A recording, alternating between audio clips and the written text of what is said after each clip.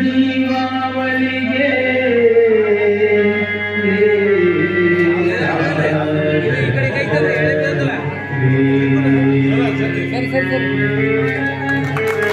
ಬನ್ನಿರೆಲ್ಲ ಹಾರಿಸೋಣ ಬಸವ ಧರ್ಮ ಬಾವುಟ, ಬನ್ನಿರೆಲ್ಲ ಹಾರಿಸೋಣ ಬಸವ ಧರ್ಮ ಬಾವುಟ, ನಡೆಸೋಣ ನಾಡಲೇ ಗಾಳಿ ಕಮ್ಮಟ, ನಡೆಸೋಣ ನಾಡಲೇ ಗಾಳಿ ಕಮ್ಮಟ.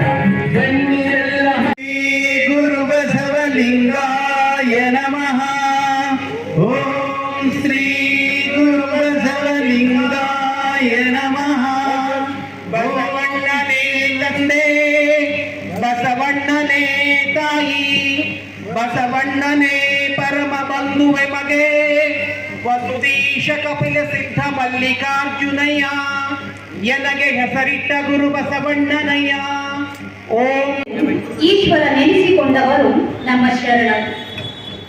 ತನುಮಕರಗಿಸಿ ಹರಿವ ಮನವ ನಿಲ್ಲಿಸಿ, ಅಂಗಗುಣವನ್ನೇ ಅರಿದು ಲಿಂಗ ಗುಣವನ್ನೇ ನಿಲ್ಲಿಸಿ, ಭಾವ ಒಳಿದು ಭವಕ್ಕೆ ಸವೆದವರು ನಮ್ಮ ಶರಣರು. ಶರಣರ ಬದುಕು ಶಿವಾರ್ಪಿತವಾದಂತಹ ಬದುಕು.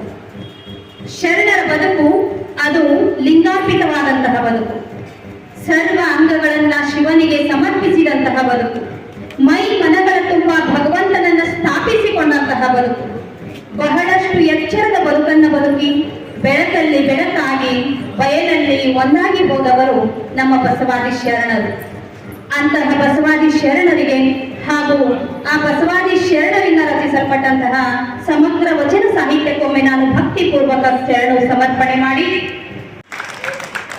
ಈ ಘನ ವೇದಿಕೆ ಜಾಗತಿಕ ಲಿಂಗಾಯತ ಮಹಾಸಭೆಯ ಹುನಗುಂದ ತಾಲೂಕು ಘಟಕ ಹಾಗೂ ಮಹಿಳಾ ಈ ಒಂದು ಕಾರ್ಯಕ್ರಮಕ್ಕೆ ಮುಖ್ಯ ಅತಿಥಿಗಳಾಗಿ ಆಗಮಿಸಿ ವಚನ ಈ ಕಾರ್ಯಕ್ರಮದ ಈ ಒಂದು ಕಾರ್ಯಕ್ರಮದಲ್ಲಿ ಆಗಮಿಸಿ ಗೌರವ ಉಪಸ್ಥಿತಿಯನ್ನು ಹೊಂದಿರತಕ್ಕಂತಹ ಗುಣೆ ಆಗಮಿಸಬೇಕು. ಅವರನ್ನು ಕೂಡ ನಾವು ತಾಲೂಕು ಘಟಕದ ಪರವಾಗಿ ಮಹಿಳಾ ಪತ್ರಕರ್ತರು, ಛಾಯಾಗ್ರಾಹಕರು, ಅಕ್ಕನ ಬಳಗ, ಕದಳಿ ಬಳಗ ಹಾಗೂ ಅಕ್ಕ ಮಹಾದೇವಿ ಮಹಿಳಾ ಹಾಗೂ ಸರ್ಕಾರದಿಂದ ಸ್ವತಂತ್ರ ಧರ್ಮ ಹಾಗೂ ಸಂವಿಧಾನದ ಮಾನ್ಯತೆಯನ್ನು ಪಡೆಯುವ ಉದ್ದೇಶದಿಂದ ಹುಟ್ಟಿಕೊಂಡಿರುವಂತಹ ಒಂದು ಸಂಸ್ಥೆನೇ ಈ ಜಾಗತಿಕ ಲಿಂಗಾಯತ ಮಹಾಸಭೆ ಅಂತ ಹೇಳಬಹುದು. ಯಾವುದೇ ಒಂದು ಧರ್ಮ ಸ್ವತಂತ್ರ ಧರ್ಮ ಅನಿಸ್ಕೊಳ್ಬೇಕಾಗಿತ್ತು ಅಂತ ಹೇಳಿದ್ರೆ ಆ ಧರ್ಮ ತನ್ನದೇ ಆದಂತಹ ಕೆಲವೊಂದಿಷ್ಟು ಧರ್ಮ ತತ್ವ ಸಿದ್ಧಾಂತ ಆಚರಣೆಗಳನ್ನ ಒಳಗೊಂಡಂತಹ ಮಾನದಂಡಗಳನ್ನ ಹೊಂದಿರಬೇಕಾಗ್ತೈತಿ ಅನ್ನುವಂಥದ್ದು ನಮ್ಮೆಲ್ಲರಿಗೂ ಗೊತ್ತಿದೆ.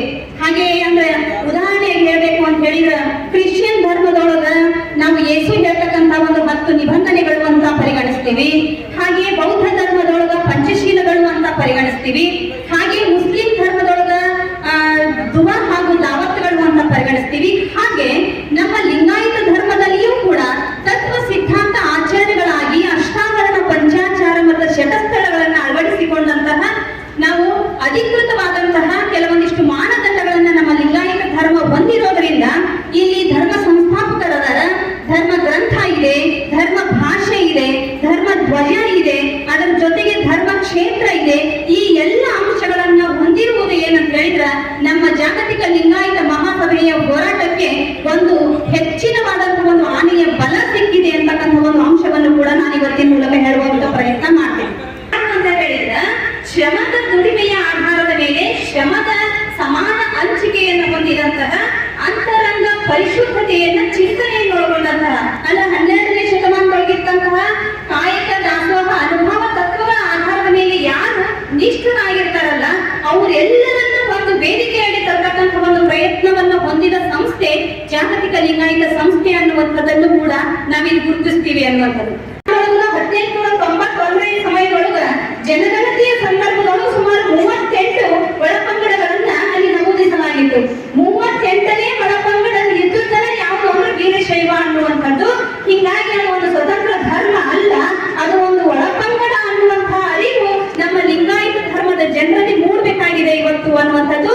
ಅದನ್ನ ಮೂಡಿಸುವಂತಹ ಪ್ರಯತ್ನದೊಳಗೆ ಇರುವ ಯಾವುದು ಅಂದ್ರೆ ಜಾಗತಿಕ ಲಿಂಗಾಯತ ಮಹಾಸಭೆ ಅನ್ನುವಂಥದ್ದನ್ನ ನಾನು ಇಲ್ಲಿ ಹೇಳೋ ಪ್ರಯತ್ನ ಮಾಡ್ತೀನಿ. ಸುಮಾರು 128ಕ್ಕೂ ಹೆಚ್ಚು ಪಂಗಡಗಳು ಲಿಂಗಾಯತ ಧರ್ಮದ ಅಡಿಗಳು ಬರುವುದರಿಂದ ಅದಕ್ಕೇನಾದ್ರೂ ಸ್ವತಂತ್ರ ಧರ್ಮದ ಮಾನ್ಯತೆ ಸಿಕ್ಕ ಆ ಎಲ್ಲ ಪಂಗಡಗಳು ಕೂಡ ಒಂದೇ ವೇದಿಕೆಯಲ್ಲಿ ಒಂದೇ ವೇದಿಕೆಯ ಅಡಿಯೊಳಗೆ ಬರುವಂತಹ ಒಂದು ವ್ಯವಸ್ಥೆ ಆಗ್ತೈತಿ ಅನ್ನುವಂಥದ್ದು. ಈ ಒಂದು ಜಾಗತಿಕ ಲಿಂಗಾಯತ ಮಹಾಸಭೆ ಬೆಂಗಳೂರು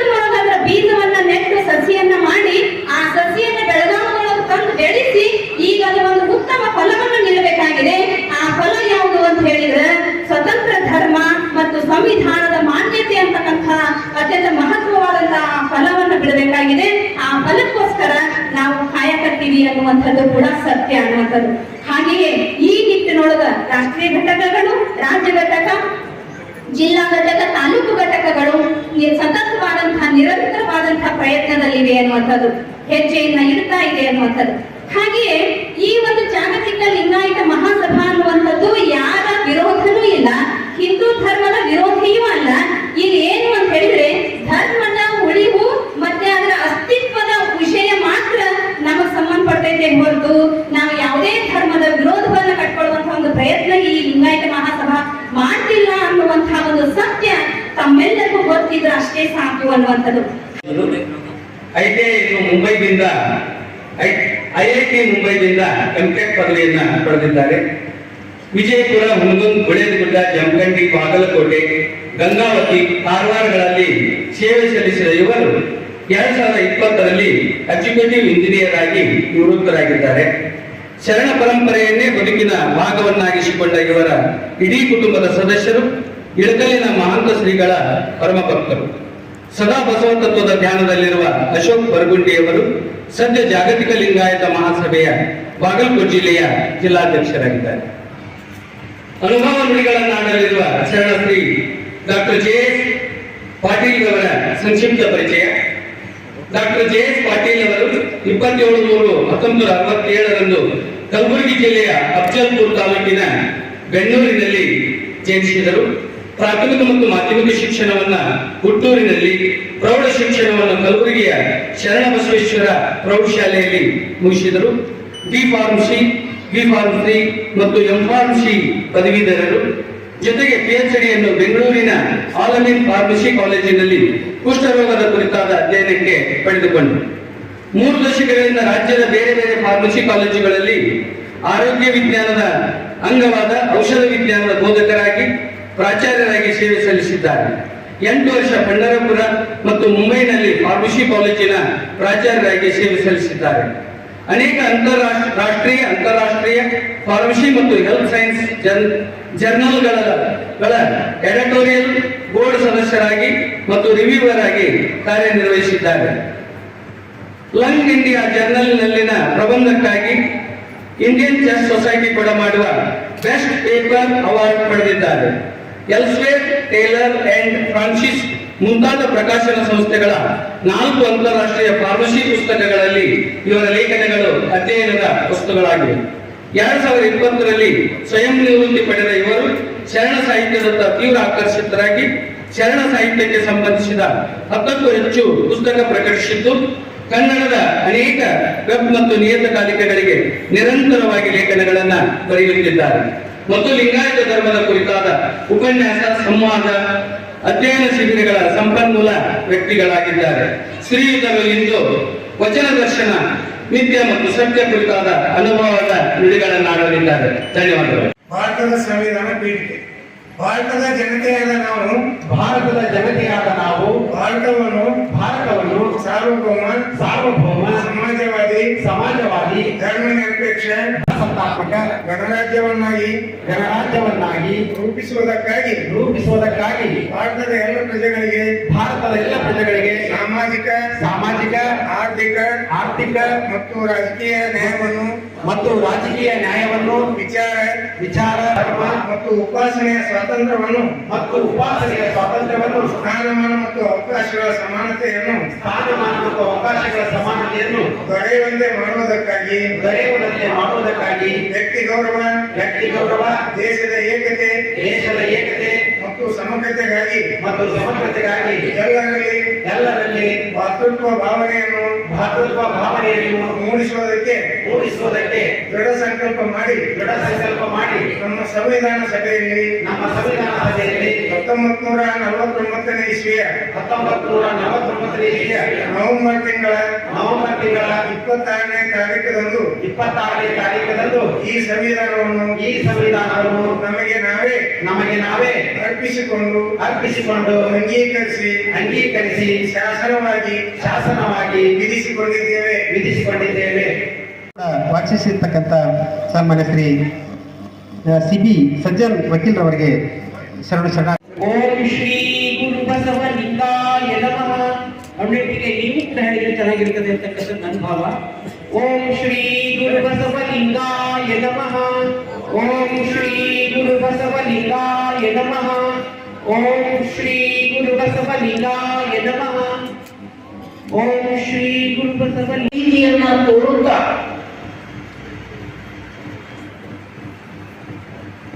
ವಚನ ದರ್ಶನ ಮುಂತಾದವುಗಳನ್ನು ಪ್ರಕಟಿಸುತ್ತ ಲಿಂಗಾಯತರನ್ನ ಯಾಮರಿಸಬೇಕು ಅನ್ನುವಂತಹ ಒಂದೇ ಒಂದು ಉದ್ದೇಶದಿಂದ ಲಿಂಗಾಯತವನ್ನ ಯಾರು ಆಕ್ರಮಿಸಿಕೊಳ್ಳಲಿಕ್ಕೆ ಪ್ರಯತ್ನ ಮಾಡ್ತಾ ಇದ್ದಾರೋ ಅಂತಹ ಜೀವನದಲ್ಲಿ ಸನಾತನ ವ್ಯವಸ್ಥೆಯ ವಿರುದ್ಧವಾಗಿ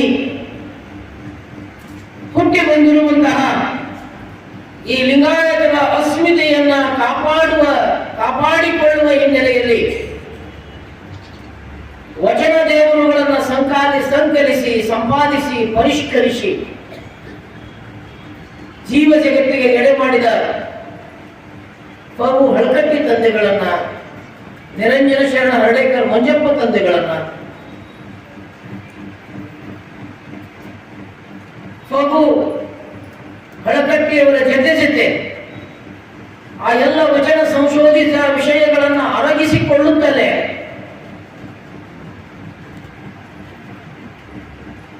ಇಂದಿನ ವೀಣಾ ಅವರಿಗೆ ಶತಮಾನಗಳ ಹಿಂದೆಯೇ ಅನುಭವ ಮಂಟಪದ ಐತಿಹಾಸಿಕತೆಯ ಪರಿಚಯವನ್ನ ಮಾಡಿಸಿಕೊಟ್ಟಿರ್ತಕ್ಕಂತಹ ಲಿಂಗಾಯತರ ಆತ್ಮಬಾಂಧವ ರೆವರೆಂಡ್ ಫಾದರ್ ಉತ್ತಂಗಿ ಚೆನ್ನಪ್ಪನವರನ್ನ ಈ ಜನಕ್ಕೆ ಆಶ್ಚರ್ಯ ಆಗಿತ್ತು. 900 ವರ್ಷಗಳ ಹಿಂದೆ ಕತ್ತು ಹಿಚ್ಚಿಕ್ಕಿ ಕೊಂದು ಬಿಟ್ಟಿದ್ವಿ ಈ ಜನರನ್ನ, ಶರಣರ ಹತ್ಯಾಕಾಂಡ ಮಾಡಿಬಿಟ್ಟಿದ್ವಿ, ವಚನಗಳನ್ನು ಸುಟ್ಟು ಬಿಟ್ಟಿದ್ವಿ, ಇನ್ನೇನು ಬದುಕದೇ ಇಲ್ಲ ಅಂತ ತಿಳ್ಕೊಂಡಿದ್ರು. ಅಂತಹ ಪ್ರಸಂಗದಲ್ಲಿ ಆ ವಚನಗಳನ್ನ ಹಿಡಿದುಕೊಂಡು ನಾಡಿನತ್ತೆಲ್ಲ ಸಂಚರಿಸಿ ಆ ಬಸವ ಚೇತನವನ್ನ ಜಾಗೃತಿ ಮಾಡಿರುವ ಇಳಕಲ್ಲಪ್ಪಗಳ ಆ ಪರಂಪರೆಯ ಆ ಲಿಂಗಾಯತರ ಅಸ್ಮಿತೆಯನ್ನ ಉಳಿಸುವ ಹಿನ್ನೆಲೆಯಲ್ಲಿ ಮತ್ತೆ ಆ ಲಿಂಗಾಯತರ ಅಸ್ಮಿತೆಯ ಕುರಿತಾಗಿ ನಾಡಿನ ತುಂಬ ಮಾತನಾಡುತ್ತಾ ಹೋಗಿ ಕೊನೆಗೊಂದು ದಿನ ಅದೇ ಹಂತಕರ ಗುಂಡಿಗೆ ಬಲಿಯಾಗಿರುವಂತಹ ಹುತಾತ್ಮ ಕಲಬುರ್ಗಿ ಸರನ್ನು ಕೂಡ ಈ ಪ್ರಸಂಗದಲ್ಲಿ ನೆನೆದು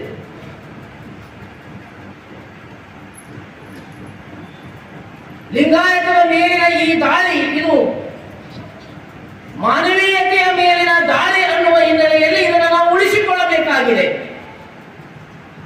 ಲಿಂಗಾಯತವನ್ನು ಉಳಿಸಿಕೊಳ್ಳುವುದು ಎಂದರೆ ಮಾನವೀಯತೆಯನ್ನು ಉಳಿಸುವುದು.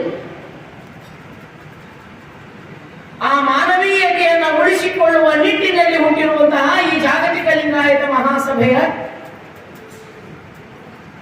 ಮಾರ್ಗದರ್ಶಕರಾಗಿರುವಂತಹ ನಮ್ಮ ನಿಮ್ಮೆಲ್ಲರಿಗೂ ಕೂಡ ಮಾರ್ಗದರ್ಶಕರಾಗಿರುವಂತಹ ಪರಮ ಪೂಜ್ಯ ಗುರುಮಹಾಂತ ಅಪ್ಪಗಳವರ ಪಾದಗಳಿಗೆ ಭಕ್ತಿಯ ಶರಣುಗಳನ್ನು ಸಮರ್ಪಿಸಿ ಹೋರಾಟದ ಆರಂಭದಿಂದಲೂ ಕೂಡ ಲಿಂಗಾಯತರ ಇತಿಹಾಸವನ್ನ ಸ್ಪಷ್ಟವಾಗಿ ತಿಳಿಸುತ್ತದೆ. ಈ ತುಣುಕು ವಿಡಿಯೋಗಳ ಮುಖಾಂತರ ನಿಮ್ಮೆಲ್ಲರಿಗೂ ಕೂಡ ಲಿಂಗಾಯತವನ್ನ ಪರಿಚಯ ಮಾಡಿಕೊಡುತ್ತದೆ. ಲಿಂಗಾಯತದ ಮೇಲೆ ನಡೆದಿರುವಂತಹ ಪರೋಕ್ಷ ಅಪರೋಕ್ಷ ಆ ಎಲ್ಲ ದಾಳಿಗಳನ್ನ ಎದುರಿಸುವ ನಿಟ್ಟಿನಲ್ಲಿ ಎಲ್ಲರಿಗೂ ಕೂಡ ಒಂದು ರೀತಿಯ ಶಿಕ್ಷಣವನ್ನ ಕೊಡುತ್ತಾ ಸಾಗಿರುವಂತಹ, ಎಲ್ಲರ ನೈತಿಕತೆಯನ್ನು ಗಟ್ಟಿಗೊಳಿಸುತ್ತಾ ಸಾಗಿರುವಂತಹ JS ಪಾಟೀಲರ ಮಾತುಗಳನ್ನು ನಾವು ಕೇಳಬೇಕಾಗಿರುವುದರಿಂದ ಅವರಿಗೆ ಶರಣಾರ್ಥಿಗಳನ್ನು ಸಲ್ಲಿಸಿ ನಾನು ಉದ್ಘಾಟನಾ ಪರ 4 ಮಾತುಗಳನ್ನು ಜಿಲ್ಲಾಧ್ಯಕ್ಷನಾಗಿರುವುದರಿಂದ ಮಾತನಾಡಬೇಕಾಗಿದೆ. ಅವರ ಮಾತುಗಳನ್ನು ಕೇಳಲಿಕ್ಕೆ ತಾವೆಲ್ಲರೂ ಕೂಡ ಉತ್ಸುಕರಾಗಿದ್ದೀರಿ ಅಂತ ಹೇಳಿ ತಿಳಿದುಕೊಂಡು ಸಂಕ್ಷಿಪ್ತದಲ್ಲಿ 1-2 ಮಾತುಗಳನ್ನು ಹೇಳಲಿಕ್ಕೆ ನಾನು ಇಷ್ಟಪಡ್ತೇನೆ. ಬಂಧುಗಳೇ, ಒಂದು ಧರ್ಮದ ಕುರಿತು ಚಿಂತನೆ ಮಾಡುತ್ತಿರುವಾಗ ಬಹಳಷ್ಟು ಜನರು ನಾವೆಲ್ಲ ಬೇಜಾರು ಮಾಡಿಕೊಂತೀವಿ. ಸಂಘಟನೆಯ ಮುಂಚೂಣಿಯಲ್ಲಿ ನಿಂತಂಥವರು 30-40 ವರ್ಷಗಳವರೆಗೆ ಅಹರ್ನಿಶಿಯಾಗಿ ಈ ತತ್ವಕ್ಕೆ ತಮ್ಮನ್ನ ಸಮರ್ಪಿಸಿಕೊಂಡಿರುವಂತಹ ಅನೇಕ ಜನರಿಗೆ ಒಂದು ರೀತಿ ಇವತ್ತು ಹತಾಶೆ ಆಗಿದೆ. ಇವತ್ತಿನ ರಾಜಕೀಯ ವ್ಯವಸ್ಥೆ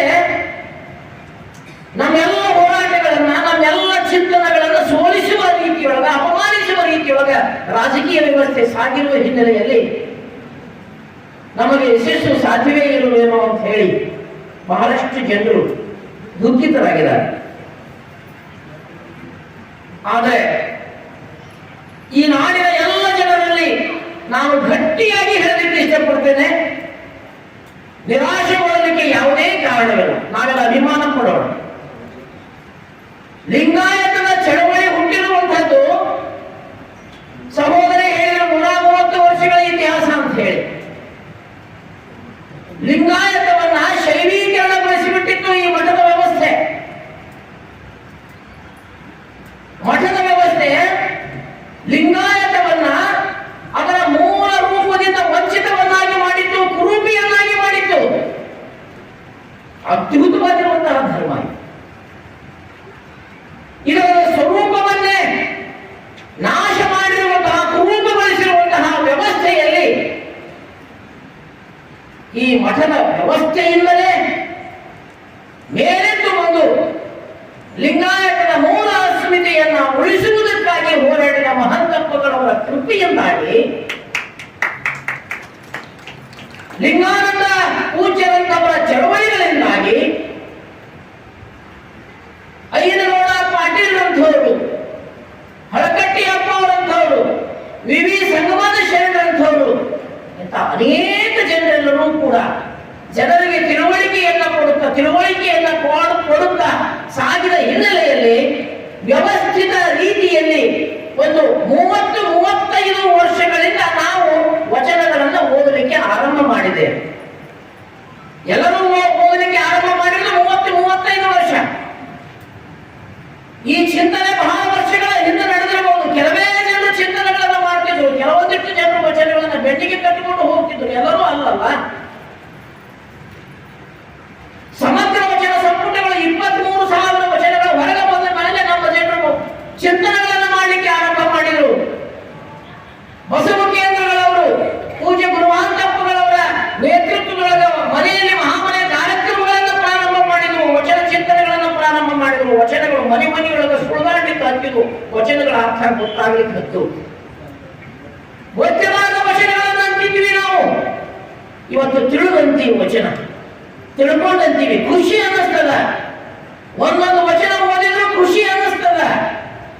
ಹೊಳೆಗಂಡರದ ಪಿಂಡದ ನೆಲೆಗೆ ಆಶ್ರಯವಿಲ್ಲ ಅನ್ನುವಂಥದ್ದು ಯಾವ ವೇದದೊಳಗೈತಿ ಅನ್ನುವಂಥದ್ದನ್ನು ವೀಣಾತಾಯಿಯವರು ಹೇಳಬಹುದು.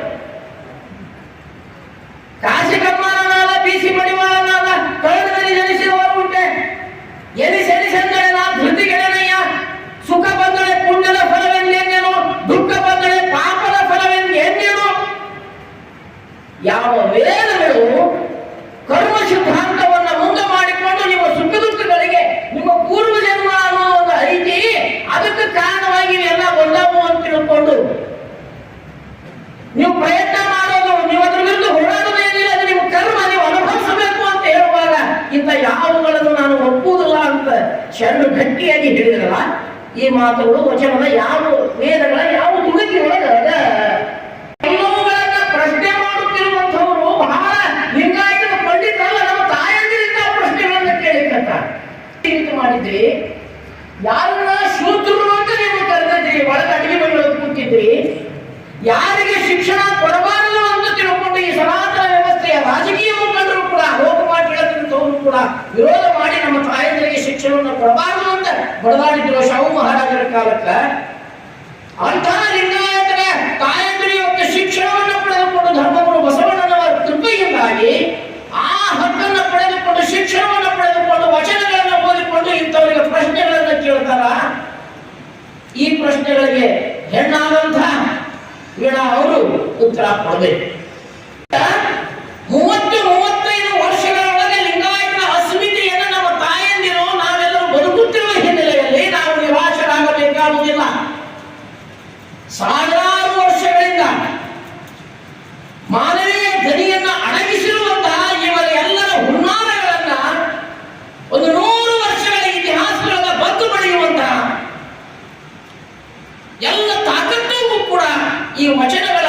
ಇದೆ ಅನ್ನುವಂಥದ್ದನ್ನ ಕಂಡುಕೊಂಡು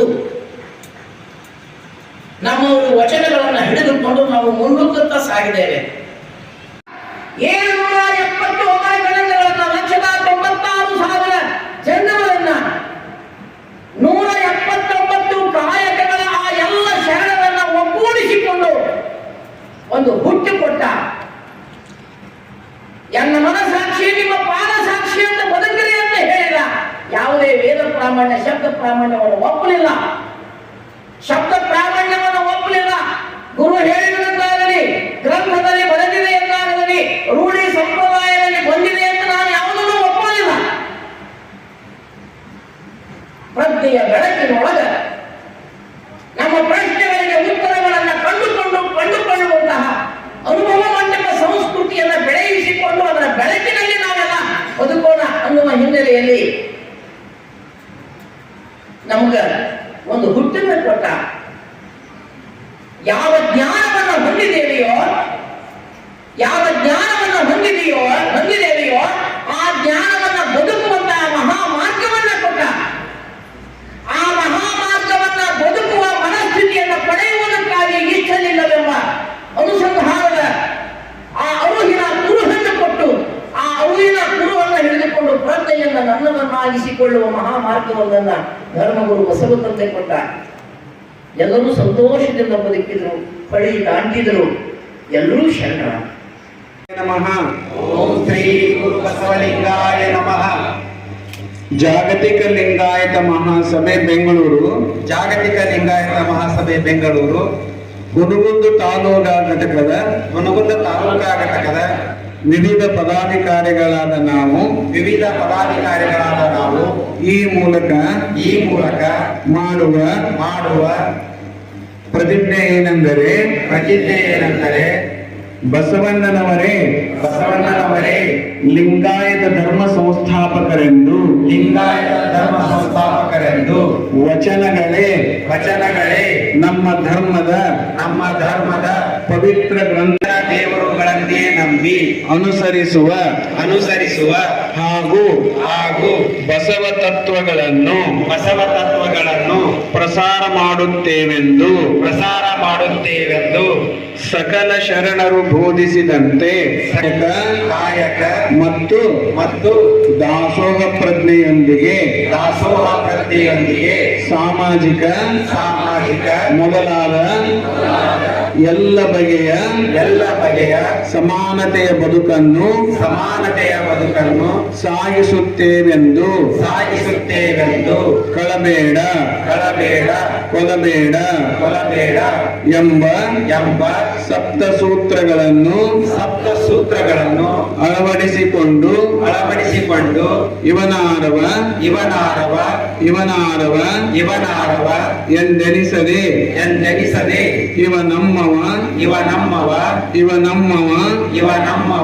ಎಂಬ ಭಾತೃತ್ವ ಭಾವದೊಂದಿಗೆ ಅದೇ ಕಾಲಕ್ಕೆ ರಾಷ್ಟ್ರೀಯ ಪ್ರಜ್ಞೆಯ ಜಾಗರಣದೊಂದಿಗೆ ಲಿಂಗಾಯತ ಧರ್ಮದ ವಾಚ ಮನಸ ವಚನಗೈಯುತ್ತೇನೆ ಶರಣು ಶರಣಾರ್ಥಿಗಳು ಜೈ ಬಸವೇಶ ಜೈ ಭಾರತ ದೇಶ ಶರಣು ಶರಣ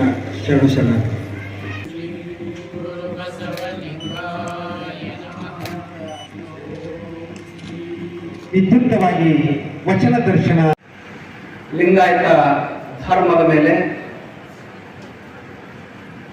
900 ವರ್ಷಗಳಿಂದ ನಿರಂತರವಾಗಿ ಸನಾತನ ವೈದಿಕರಿಂದ ಬಹಳ ದೊಡ್ಡ ಮಟ್ಟದ ದಾಳಿ ಎದುರಿಸ್ತಾನೆ ಈ ಧರ್ಮ ಇನ್ನೂ ಬಹಳ ಜೀವಂತವಾಗಿ ಉಳಿದಿದೆ.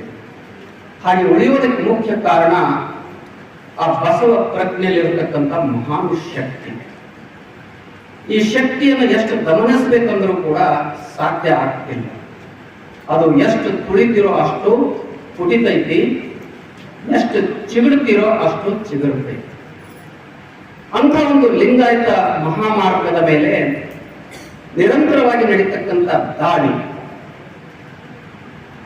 12ನೇ ಶತಮಾನದಲ್ಲಿ ರಕ್ತಪಾತದಲ್ಲಿ ಕೊನೆಗೊಂಡು 200 ವರ್ಷ ಈ ಧರ್ಮ ಅಜ್ಞಾತವಾಸದಲ್ಲಿ ಭಯದ ನೆರಳಿನಲ್ಲಿ ಭೂಗತವಾಗಿತ್ತು. 15ನೇ ಶತಮಾನದ ಆರಂಭದಲ್ಲಿ ಈ ಧರ್ಮದ ಪುನರುತ್ಥಾನ ಆಯಿತು ಅಂತ ಒಂದು ಕಡೆ ನಾವು ಇತಿಹಾಸದಲ್ಲಿ ಓದ್ತೇವೆ. ವಿಜಯನಗರದ ಪ್ರೌಢದೇವರಾಯನ ಕಾಲಘಟ್ಟದಲ್ಲಿ ಲಿಂಗಾಯತ ಧರ್ಮ ಪುನರುತ್ಥಾನ, ಅದರ ಜೊತೆಗೆ ಲಿಂಗಾಯತ ಧರ್ಮದ ಅಶುದ್ಧೀಕರಣ. ಪ್ರಾತಸ್ಮರಣೀಯವಾದ ಡಾಕ್ಟರ್ ಎಂ ಕಲಬುರ್ಗಿ ಅವರು ಬಹಳ ಒತ್ತು ಕೊಡುತ್ತಿದ್ದರು, ಲಿಂಗಾಯತ ಇವತ್ತು ಅಶುದ್ಧಗೊಂಡಿದೆ, ಲಿಂಗಾಯತ ಧರ್ಮದ ಶುದ್ಧೀಕರಣ ಬಹಳ ಅಗತ್ಯ ಇವತ್ತಿದೆ ಅನ್ನುವ ಮಾತನ್ನು ಅವರು ಹೇಳುತ್ತಿದ್ದರು. ಹಾಗೆ ಇಡೀ ಲಿಂಗಾಯತ ಧರ್ಮ ಅಶುದ್ಧೀಕರಣಗೊಂಡಿದ್ದು ಮತ್ತು ಪುನರುತ್ಥಾನ ಎರಡೂ ಸೈಮಲ್ಟೇನಿಯಸ್ಲಿ ಆಗಿರೋದು 15ನೇ ಶತಮಾನದ ಆರಂಭ. ಅಲ್ಲೂ ಕೂಡ ಹಿಂದಿನ ಬಾಗಿಲಿನಿಂದ ಲಿಂಗಾಯತ ಧರ್ಮದಲ್ಲಿ ಒಳಹೊಕ್ಕಂತ ಶ್ರೀವೈಷ್ಣವರ ದಾಳಿಗೆ ಹೆದರಿ ಆಂಧ್ರದಿಂದ ವಲಸೆ ಬಂದ ವೀರಶೈವ ಆರಾಧ್ಯ ಬ್ರಾಹ್ಮಣರು ಲಿಂಗಾಯತ ಧರ್ಮದ ಮೂಲ ಆಶಯಗಳನ್ನ ಕೊಲೆ ಮಾಡಿ ಈ ಧರ್ಮವನ್ನು ಶೈವೀಕರಣ ಮತ್ತು ವೈದಿಕೀಕರಣಗೊಳಿಸುತ್ತಾರೆ. ವಚನಗಳಲ್ಲಿ ವೀರಶೈವ ಅಂತಕ್ಕಂಥ ಶಬ್ದಗಳ ಸೇರ್ಪಡೆ, ಸಂಸ್ಕೃತದ ಶ್ಲೋಕಗಳ ತುರುಕುವಿಕೆ, ತಮ್ಮ ಮನಸ್ಸಿಗೆ ತೋಚಿದ ವ್ಯಾಖ್ಯಾನಗಳು, ಈ ರೀತಿ ಲಿಂಗಾಯತ ಧರ್ಮದ ಮೂಲ ಆಶಯಗಳು ಅಶುದ್ಧೀಕರಣ ಮತ್ತು ಪ್ರಕ್ಷುಬ್ಧಗೊಂಡಿದ್ದು 15 ಮತ್ತು 16ನೇ ಶತಮಾನ. ಇದು ಪರೋಕ್ಷವಾದಂತಹ ಲಿಂಗಾಯತ ಧರ್ಮದ ಮೇಲಿನ ದಾಳಿ ಅಂತಲೇ ನಾವು ಪರಿಗಣಿಸಬೇಕಾಗ್ತದೆ. 20ನೇ ಶತಮಾನದ ಆರಂಭದಲ್ಲಿ ಪ್ರಾತಸ್ಮರಣೀಯರಾದ ಡಾಕ್ಟರ್ ದ ಹೊಲಕಟ್ಟಿಯವರು ಅಡಗಿ ಹೋಗಿದ್ದ ವಚನಗಳನ್ನ ಹುಡುಕಿ ಸಂಪಾದನೆ ಮಾಡಿ ವ್ಯಾಖ್ಯಾನಗಳು ಮಾಡಿ ನಮಗೆ ಬಹಳ ದೊಡ್ಡ ಲಿಂಗಾಯತ ಧರ್ಮದ ಇನ್ನೊಂದು ಸಲ ಪುನರುತ್ಥಾನ ಮಾಡಿದವರು ಅಂತ ಹೇಳಿದ್ರೆ ಅತಿಶಯೋಕ್ತಿಗೆ ನಾನು 1920ರಿಂದ 30ರವರೆಗೆ ಅವರು ಮಾಡಿದಂತಹ ಈ ಕಾರ್ಯ, ಇದರಿಂದ ಮತ್ತೆ 12ನೇ ಶತಮಾನದ ಯಾವ ನಾರಾಯಣ ಕ್ರಮಿಕ, ಮುಕುಂದ ಭಟ್ಟ, ಮುರಾರಿ ಭಟ್ಟ, ಕೃಷ್ಣ ಪೆದ್ದಿ ಇವರೇನಿದ್ರಲ್ಲ ಅವರ ಸಂತತಿಗೆ ಬಹಳ ದೊಡ್ಡ ತಲೆನೋವು ಆಗಿತ್ತು. ಮತ್ತೆ 20ನೇ ಶತಮಾನದ ಆರಂಭದಲ್ಲಿ ವಚನಗಳು ಹೊರಗೆ ಬಂದ ಹಾಗೇನೆ ಅವರ ರಾಗ ಬದಲಿ ಆಗ್ತದೆ. ವಚನಗಳಂದ್ರೆ ಅವೇನು ಸ್ವತಂತ್ರ ಅಭಿವ್ಯಕ್ತಿಗಳಲ್ಲ, ವೇದದಲ್ಲಿ ಮತ್ತು ಉಪನಿಷತ್ತುಗಳಲ್ಲಿ ಹೇಳಿದ್ದನ್ನೇ ಶರಣರ ಕನ್ನಡದೊಳಗೆ ಹೇಳ್ಯಾರ ಅಂತಕ್ಕಂಥ ರಾಗ ಆರಂಭ ಆಗಿದ್ದು 1930ರಿಂದನೇ. ಬಹಳ ಸ್ಪಷ್ಟವಾಗಿ ವಚನಗಳಲ್ಲಿ ವೇದ, ಶಾಸ್ತ್ರ, ಆಗಮ ಎಲ್ಲವನ್ನ ಬಹಳ ಸೂಕ್ಷ್ಮವಾಗಿ ಉಪನಿಷತ್ತುಗಳನ್ನು ತಿರಸ್ಕರಿಸುವ ಭಾವಗಳಿದ್ದಾವೆ. ಉಪನಿಷತ್ತಿನಲ್ಲಿ ಸ್ಪಷ್ಟವಾಗಿ ಏಕದೇವೋಪಾಸನೆ ಇಲ್ಲ, ಅದಕ್ಕೊಂದು ಬಹಳ ಸ್ಪಷ್ಟವಾದ ಏಕದೇವೋಪಾಸನೆಯ ಮಾರ್ಗವನ್ನು ಕೊಟ್ಟವರು ಕನ್ನಡದಲ್ಲಿ ಶರಣರು. ಸಂಸ್ಕೃತವನ್ನು ಧಿಕ್ಕಾರ ಮಾಡ್ತಾರೆ. ಬಸವಣ್ಣವರು ತಮ್ಮ ಒಂದು ವಚನದಲ್ಲಿ ಹೇಳ್ತಾರೆ, ಜಂಬೂದೀಪ ನವಖಂಡ ಪೃಥ್ವಿಯೊಳಗೆ ಕೇಳಿರಣ್ಣ ಎರಡಾಳಿನ ಭಾಷೆ,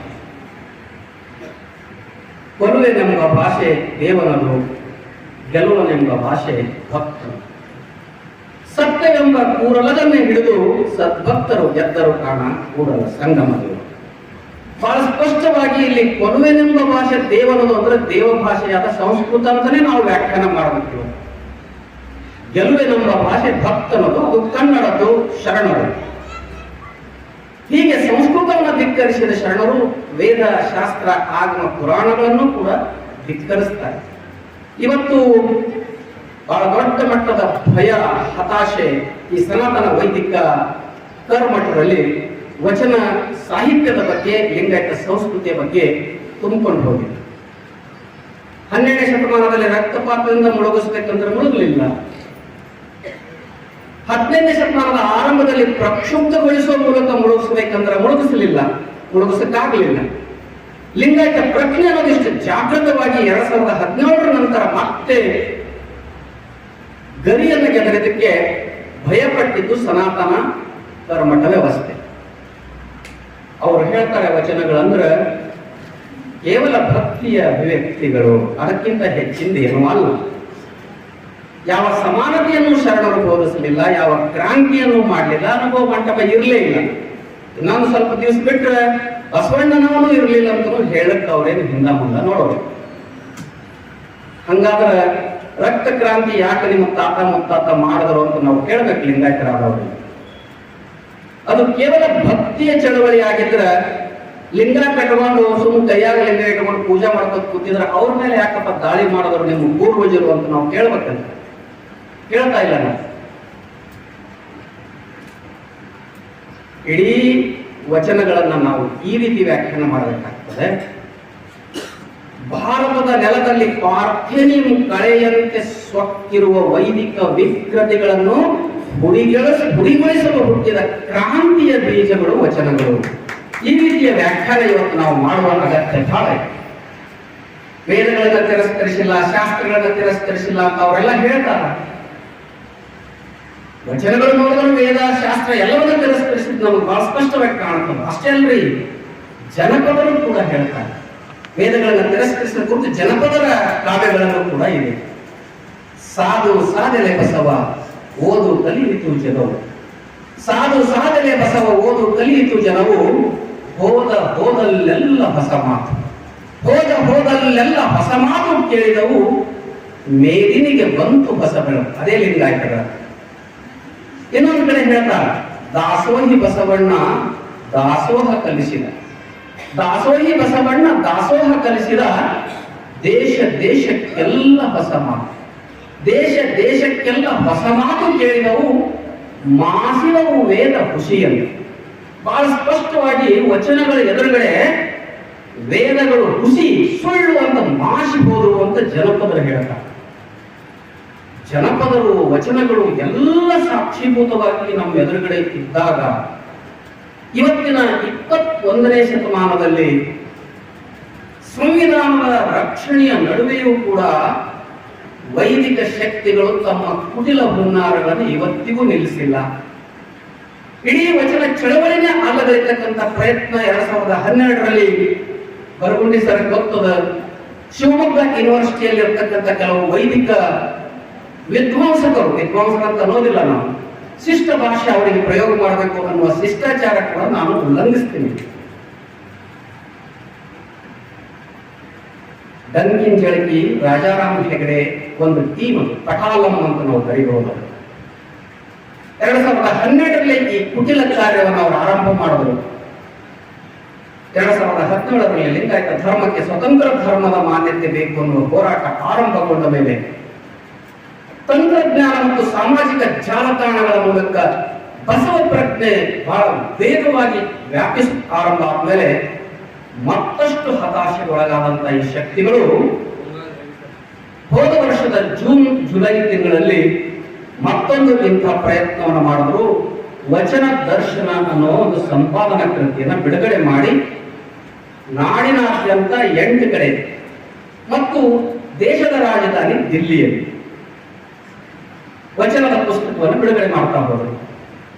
ಇಡೀ ವಚನ ದರ್ಶನ ಅನ್ನೋ ಕೊಳಕು ಪುಸ್ತಕ ಕಸದ ರಾಶಿಯ ವಚನ ಚಳವಳಿಯ ಮೂಲ ಆಶಯಗಳು, ಲಿಂಗಾಯತ ಧರ್ಮದ ಮೂಲ ಆಶಯಗಳು, ಶರಣರ ಪ್ರಜ್ಞೆ, ಜನತಂತ್ರ ವ್ಯವಸ್ಥೆ, ಇವೆಲ್ಲ ಸಮಾನತಾ ಆಶಯಗಳು, ಇವೆಲ್ಲವನ್ನ ತಿರುಗುಮುರುಗು ಮಾಡತಕ್ಕಂಥ ಆಶಯಗಳು ಆ ಪುಸ್ತಕದಲ್ಲಿ ಬಹಳ ತಾಂತ್ರಿಕವಾಗಿ ಅವರು ಈ ಕೆಲಸವನ್ನು ಮಾಡ್ತಾ ಪ್ರತಿ ಜಿಲ್ಲೆಯಲ್ಲಿ ಬಿಡುಗಡೆ ಮಾಡುವಾಗ ನಮ್ಮದೇ ಲಿಂಗಾಯತ ವೀರಶೈವ ಸಂಘಟನೆಗಳನ್ನ ಬಳಸಿಕೊಂಡು, ನಮ್ಮದೇ ಮಠಾಧೀಶರನ್ನ ಬಳಸಿಕೊಂಡ್ರು, ನಮ್ಮದೇ ರಾಜಕೀಯ ಪುರಾರಿಗಳನ್ನ ಬಳಸಿಕೊಂಡ್ರು, ಅವರೆಲ್ಲರನ್ನ ವೇದಿಕೆ ಮೇಲೆ ಕೂಡಿಸಿ ಸಂಘ ಪರಿವಾರದ ಕೆಲವೊಂದಷ್ಟು ವಿದ್ವಾಂಸಕರು ವೇದಿಕೆಯನ್ನು ಬಳಸಿಕೊಳ್ತಾ ಹೇಳ್ತಾರೆ, ಶರಣರ ಯಾವ ಕ್ರಾಂತಿಯನ್ನು ಮಾಡಿಲ್ಲ, ಇದು ಒಂದು ಕೇವಲ ಭಕ್ತಿ ಚಳವಳಿ. ನಾವು ಅದಕ್ಕೆ ಪ್ರತಿರೋಧವನ್ನು ಒಡ್ಡದ ಮೇಲೆ ಹೆದರ್ಕೊಂಡು ಅವರು ಪುಸ್ತಕ ಬಿಡುಗಡೆಯನ್ನು ನಿಲ್ಲಿಸಿದರು. ಉತ್ತರವನ್ನು ಕೊಡಬೇಕಲ್ಲ ನಾವು ಅದಕ್ಕಂತ ನಮ್ಮನ್ನೂ ವಿದ್ವಾಂಸರು, ಲಿಂಗಾಯತ ವಿದ್ವಾಂಸರನ್ನ ಚಿಂತನೆ ಮಾಡಿ ಅವರು ಎತ್ತಿದ ಎಲ್ಲ ಪ್ರಶ್ನೆಗಳಿಗೆ ಉತ್ತರವನ್ನು ಕೊಡುವ ದಿಕ್ಕಿನಲ್ಲಿ ವಚನ ದರ್ಶನ ಮಿಥ್ಯ ವರ್ಸಸ್ ಸತ್ಯ ಅಂತಕ್ಕಂಥ ಗ್ರಂಥವನ್ನ ಈ ವರ್ಷದ ಆರಂಭದಲ್ಲಿ ನಾವು ಇದನ್ನು ಸಂಪಾದನೆ ಮಾಡಿದ್ವಿ. ಅವರ ವಚನ ದರ್ಶನ ಟೈಟಲ್ ಅದು ಮಿಥ್ಯ, ಅದಕ್ಕೆ ವಿರೋಧವಾಗಿ ಸತ್ಯವನ್ನು ಪ್ರತಿಪಾದನೆ ಮಾಡತಕ್ಕಂಥ ಗ್ರಂಥ ಲಿಂಗಾಯತರು ಎಲ್ಲರೂ ಓದಲೇಬೇಕಾದಂತಹ ಗ್ರಂಥ.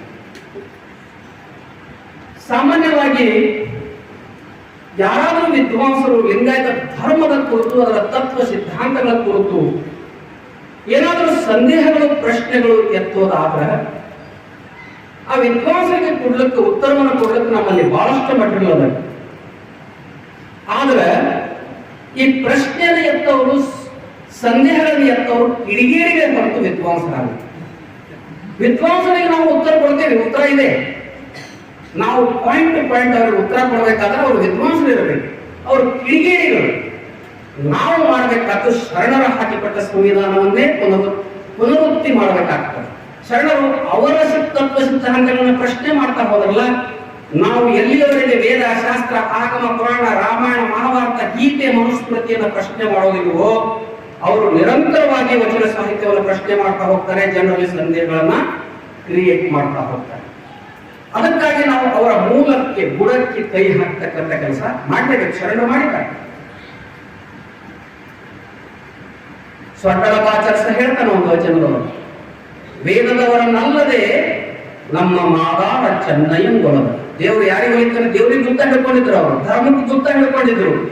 12ನೇ ಶತಮಾನದಾಗ ಶರಣರು ಬಂದ್ರೆ ಎಲ್ಲ ಉಲ್ಟಾ ತಿಲ್ಟಾ ಮಾಡಿದಾರೆ. ವೇದದವರನ್ನು ಅಲ್ಲದೆ ನಮ್ಮ ಮಾದಾರ ಚೆನ್ನಯ್ಯಂಗೊಲದ, ಶಾಸ್ತ್ರದವರನ್ನು ಅಲ್ಲದೆ ನಮ್ಮ ಡೋಹಾರ ಕಕ್ಕಯ್ಯಂಗೊಲದ. ದೇವರು ಯಾರಿಗೆ ಬಂದ್ರಿ? ವೇದ ಶಾಸ್ತ್ರ ಆಗಮ ಪುರಾಣ ಕೇಳೋರಿಗೆ ಒಲಿಲಿಲ್ಲ. ಕೊನೆಗೆ ಹೇಳ್ತಾನ ಆತ, ದಾಸ ದುರ್ಗಯ್ಯರಿಗೆ ಒಲೆದ ಮಹಾದಾನಿ ಸ್ವಟ್ಟಳ ಹಾರು ಬಣ್ಣಗಳಿಗೆ ಹೇಸಿ ಕದವನ್ನೆತ್ತಿಕೊಂಡ. ಬಸವಲಿಂಗಾಯ ನಮಃ. ಓಂ ಶ್ರೀ ಗುರು ಬಸವಲಿಂಗಾಯ ನಮಃ. ಪ್ರಾಯಶಃ ಸಿದ್ದೇಶ್ ಪಾಟೀಲ್ ಕೇವಲ 5 ನಿಮಿಷ ಮಾತಾಡ್ತೇನೆ. ಒಂದೇ ವಿಷಯ, ಈಗಾಗಲೇ ಸಂಘಟನೆ ಬಗ್ಗೆ ಇಬ್ಬರು ಹಿರಿಯರು ಸಾಕಷ್ಟು ಮಾಹಿತಿಯನ್ನು ತಮಗೆ ಕೊಟ್ಟಿದ್ದಾರೆ. ಬರಗುಂಟ ಸಾಹೇಬರು ಮತ್ತು ಪಾಟೀಲ್ ಅವರು ಇಬ್ಬರು ಈ ವಿಷಯದ ದಿಗ್ಗಜರವರು. ಈಗ ಸ್ಟೇಟ್ ಲೆವೆಲ್ ಒಂದು 10 ಮಂದಿ ಈ ಟೈಪ್ ಅದಾರ ವಿದ್ವಾಂಸರು. ಅದರಲ್ಲಿ ಇಬ್ಬರು ಅದರಂತ ಹೇಳಿಕ್ಕೆ ಬಹಳ ಹೆಂಗ ಅನ್ಸುತ್ತೆ. ನಾವು ಈ ವೇದಿಕೆಗೆ ಇಬ್ಬರು ಒಬ್ಬರನ್ನ ಕಳಿಸ್ಬೇಕಂತ ವಿಚಾರ ಇತ್ತು. ಪುಸ್ತಕ ಪ್ರೇಮಿಗಳ ಸಂಬಂಧ ಮತ್ತು ಪಾಠಗಳನ್ನು ಕಳಿಸಿದ್ದೀವಿ. ಹೀಗಾಗಿ ಇದು ಒಂದು ಸುದೈವ ಅಂತ ಭಾವಿಸಿದೆ. ತಮಗೆಲ್ಲ ಮನಮುಟ್ಟು ಹಾಗೆ ಇಬ್ಬರು ಲಿಂಗಾಯತ ಧರ್ಮದ ಬಗ್ಗೆ, ಇತಿಹಾಸದ ಬಗ್ಗೆ, ಬೆಳವಣಿಗೆಯ ಬಗ್ಗೆ ಸರಿಯಾದ ಮಾಹಿತಿಯನ್ನು ನೀಡಿದ್ದಾರೆ. ಅವರ ಒಂದು ಉಪನ್ಯಾಸವನ್ನು ವಿಮರ್ಶೆ ಮಾಡುವಂತ ನಾನು ಅಧ್ಯಯನದಲ್ಲಿ ಸಣ್ಣವಂತ ನಾನು ಮುಂತಾ ಇದ್ದೇನೆ. ಇದು ಎರಡನೇ ವಿಷಯ ಅಂತಂದ್ರೆ, ಈ ತಾಲೂಕಾ ಘಟಕದ ಮಾಡಬೇಕಂತ ಕೂಡ ಕೇಂದ್ರ ಸಮಿತಿಯವರು ಆದೇಶ ಮಾಡಿದಾಗ ನಮ್ಮ ಹುಡುಗನ ತಾಲೂಕು ಬಾಗಲಕೋಟೆಯಲ್ಲಿ 2ನೇ ಉದ್ಘಾಟನೆ ತಾಲೂಕು ಉದ್ಘಾಟನೆ ಅಂತ ತಿಳ್ಕೊಂಡು ಹೇಳಲಿಕ್ಕೆ ನನಗೆ ಬಹಳ ಹೆಮ್ಮೆ ಅನಿಸ್ತದೆ. ಮೊದಲನೇ ಉದ್ಘಾಟನೆ ಆಗಿದ್ದು ಗುಳೇಗುಡ್ಡ, 2ನೇದೇ ನಮ್ಮದು ಅಂತ ಒಂದು ಮಾತು. ಆಮೇಲೆ ಇದೇ ಈಗ ಪಾಟೀಲ್ ಸರ್ ಹೇಳಿದಾಗ ರಾಜ್ಯದಲ್ಲಿ 3ನೇ ಉದ್ಘಾಟನೆ ಈ ವಚನ ದರ್ಶನ ಪುಸ್ತಕವನ್ನು ನಾವು ಮಾಡಿದ್ದೇವೆ. ವಚನ ದರ್ಶನ ಮತ್ತು ನಿತ್ಯ ಮತ್ತು ಸತ್ಯ ಪುಸ್ತಕವನ್ನ 3ನೇವರಾಗಿ ನಾವು ರಾಜ್ಯದಲ್ಲಿ ಒಂದು ಬೆಂಗಳೂರಲ್ಲಿ ಒಂದು ಮೈಸೂರಲ್ಲಿ 3ನೇ ಒಂದೊಂದು ಆಗಿದೆ ಅಂತಂದ್ರೆ ಅದು ನಿಜವಾಗಿ ನಾವು ಹೆಮ್ಮೆ ಪಡುವಂತ ವಿಷಯ. ಈಗ 4ನೇ ವಿಷಯ ಏನಪ್ಪ ಅಂದ್ರೆ, ಈಗಾಗಲೇ ಒಂದು ಸಂಘಟನೆಯನ್ನು ಮಾಡಿದ್ದೇವೆ. ಜಾಗತಿಕ ಲಿಂಗಾಯತ ಮಹಾಸಭೆ ಶಕ್ತಿಯುತವಾಗಬೇಕಂತಂದ್ರೆ, ಸ್ವತಂತ್ರ ಲಿಂಗಾಯತರು ಸ್ವತಂತ್ರ ಧರ್ಮ ಮಾನ್ಯತೆ ಪಡೆಯಬೇಕಾದ್ರೆ ನಮ್ಮ ಸಂಘಟನೆಯನ್ನ ಬಹಳ ಶಕ್ತಿಯುತವಾಗಿ ನಾವು ಮಾಡಬೇಕಾಗುತ್ತೆ. ಆದ್ದರಿಂದ ದಯವಿಟ್ಟು ಎಲ್ಲರೂ ನಮ್ಮ ಸಂಘದ ಸದಸ್ಯರಾಗಬೇಕು. ಕೇವಲ 500 ರೂಪಾಯಿ ಸದಸ್ಯತ್ವ ಇದೆ.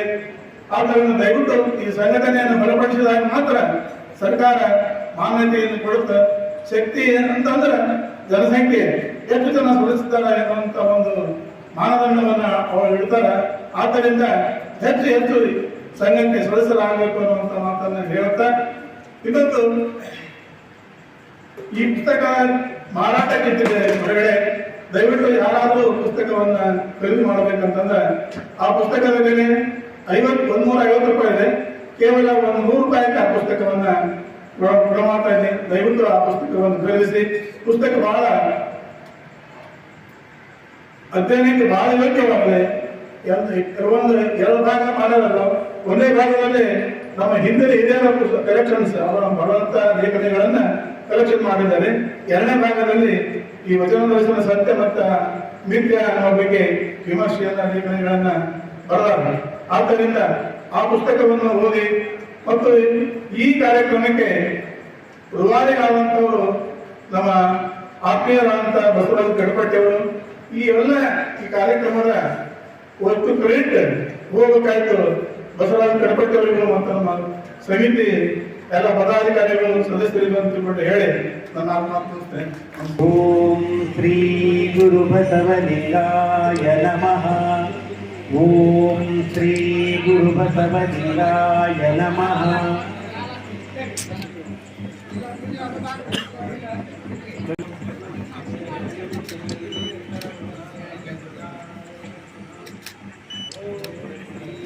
ಗುರು ಬಸವಲಿಂಗಾಯ ನಮಃ. ಶರಣ ಶ್ರೀಮತಿ ಶ್ರುತಿ ತಾಯಿಯವರು ದಯವಿಟ್ಟು ತಮಗೆ ಗುರು ಮಹಾಂತಶ್ರೀಗಳ ಲೀಗ ಹಸ್ತದಿಂದ ಶುಭಾಶೀರ್ವಾದವನ್ನು ಪಡೆಯಬೇಕಾಗಿರುವಂತೆ ಅದರಲ್ಲಿ ಜಾಗತಿಕ ಲಿಂಗಾಯತ ಮಹಾಸಭೆಯ ಹುಡುಗು ತಾಲೂಕಾ ಘಟಕದ ಕಾರ್ಯಕಾರಿ ಸಮಿತಿಯ ಪದಾಧಿಕಾರಿಗಳಿಗೆ ಈಗ ಪೂಜ್ಯ ಲಿಂಗಾಯ ನಮಃ ಅನಂತ ಧನ್ಯವಾದಗಳು ಶರಣರಿಗೆ. ತಾವೆಲ್ಲರೂ ಕೂಡ ಸರ್ಕಾರವನ್ನು ಸ್ವೀಕರಿಸಿದ್ದಕ್ಕಾಗಿ ಸಮಿತಿಯ ಪರವಾಗಿ ಅಭಿವಂದನೆಗಳು. ಮುಂದಿನ ಕಾಲದಲ್ಲಿ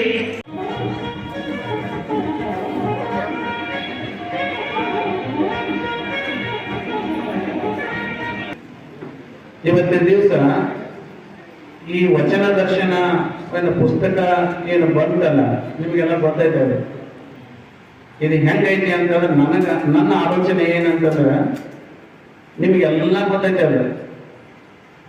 ಏನಂತಂದ್ರ ಮೊದಲ ವಾಸ್ತು ಅಂತ ಬರ್ತಿದ್ರು, ಕೆಲವು ಜನ ವಾಸ್ತು ಅಂತ ಬರ್ತಿದ್ರು.